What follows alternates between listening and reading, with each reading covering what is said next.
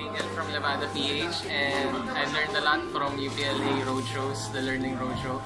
And I would like to invite the shop owners of laundry services. Marami talaga kayong matututunan dito. And ma-apply nyo hopefully sa laundry nyo, and mag-grow and expand pa kayo. So thank you so much UPLA. Hello everyone, we are from Labs Madami, a member of UPLA. Please join our association to professionalize our industry. Marami tayong matututunan dito.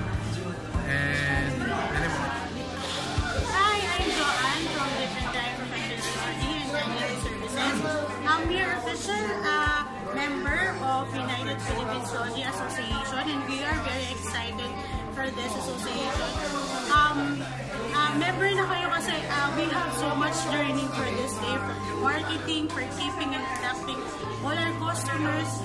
You should attend their Laundry Business Laundry learning program, because you will have so many learnings na hindi mo makuha easily. Theories and practical, you will learn it from here. So looking forward meeting you soon all if you're gonna join this membership. So see you soon. So I'm Rosalie Paraan. So you can call me Sel. So we have a branch in Silang, Cavite. So it's our 7th year. 7th year namin in June. So so far, so this is my dream come true actually, being a part of the association. Kasi talagang, so nag-start kami ng business, wala akong knowledge about business, about this laundry business. So at least, now na meron akong association na sinamahan, so I can ask questions, or I can talk with other laundry owners.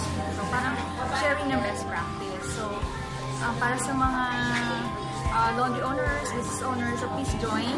So marami tayong matututunan. So this is just the beginning.